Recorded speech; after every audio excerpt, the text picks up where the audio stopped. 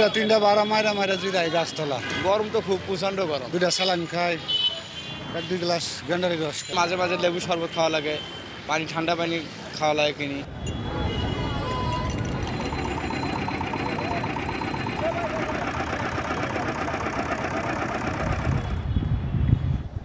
Wide spread যত সময় পর্যন্ত বৃষ্টি না হবে তত সময় পর্যন্ত এই টেম্পারেচার কমার সম্ভাবনা নেই, এবং আমার মনে হয় যে এখন এইরকম ওয়াইড স্প্রেড বৃষ্টিপাতের সম্ভাবনা খুব একটা নেই। ফলে যে একেবারে খুব যে আশার বাণী শোনানোর মতো সুযোগ নেই। বাতাসে যখন জলীয় বাষ্পের পরিমাণটা বেশি থাকে লোকজনের মধ্যে তখন অস্বস্তির পরিমাণটা বাড়ে।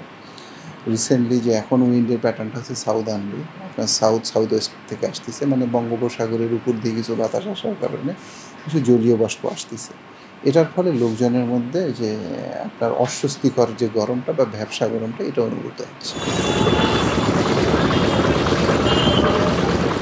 এখন যে প্যাটার্নটা দেখা যাচ্ছে যে দেশের পূর্বাঞ্চলে বৃষ্টিপাতের প্রবণতাটা বেশি, অর্থাৎ সিলেট, ঢাকা, কিছু অংশ, চট্টগ্রাম, বরিশাল এই অঞ্চলগুলোতে বৃষ্টিপাতের পরিমাণটা বেশি।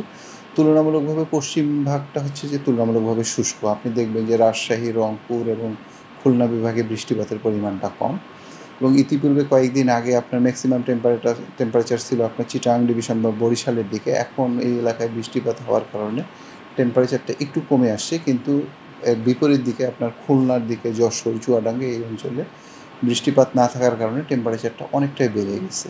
এবং এটা হচ্ছে যে কমন প্যাটার্ন, এখনকার সময়ে টেম্পারেচার আসলে এরকমই থাকে।